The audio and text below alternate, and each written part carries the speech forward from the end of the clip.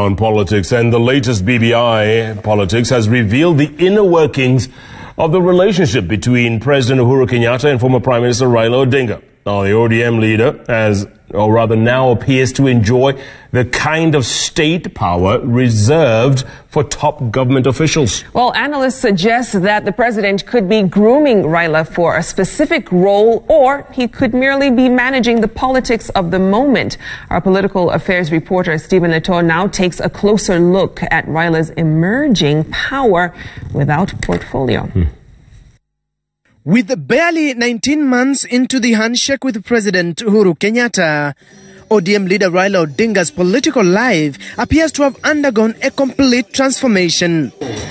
Every meeting the ODM leader attends paints the picture of a man at the center of state power and influence. The answer is obvious. Professor Egara Kabaji, a communication lecturer at the Masinde Muliro University, observes that Raila Odinga is now under heavy state protection.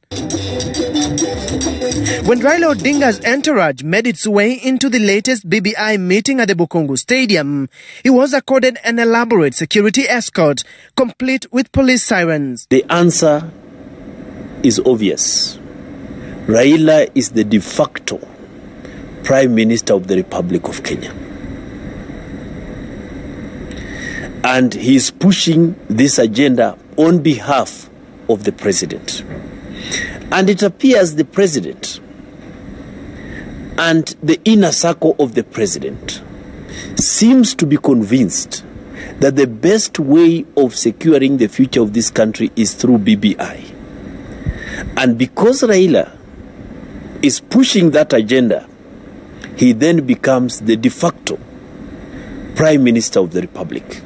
When Odinga alighted from his car, he was received to a 50-meter red carpet, rekindling memories of his famous complaints of disrespect during the Grand Coalition government. At the dais, the sitting arrangement told it all, as armed police officers surrounded it to ensure no breach of protocol. When it comes to the security details provided to him, they actually match the description I've just given you of a prime minister working for the president to achieve a certain agenda. And that's it.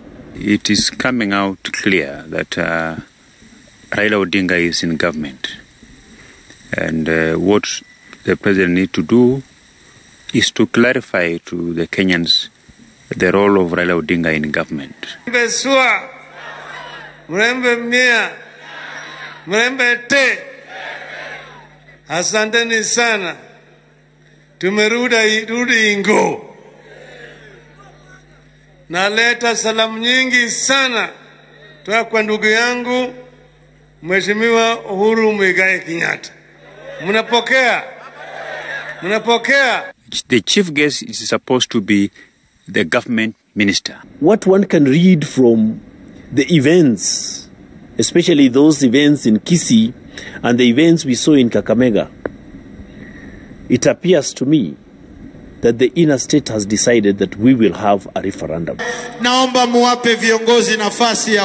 even when Odinga concluded his speech, top security bosses in blue uniform were seen clearing the crowd as Odinga proceeded to his vehicle and guarding his way out. 32 kilometers away, an anti-BBI meeting was thwarted in Mumias as a cloud of tear gas and a heavy contingent of police ensured there was no parallel meeting in any of the 38 constituencies in Western Kenya region when Raila Odinga was leading a government-championed meeting in Bukungu. Surprisingly, the number of police officers who were sent to come and disrupt our meetings were more than 1,000 people. For anybody to challenge that particular idea of BBI and the trajectory that the president has decided to take is actually an affront on him.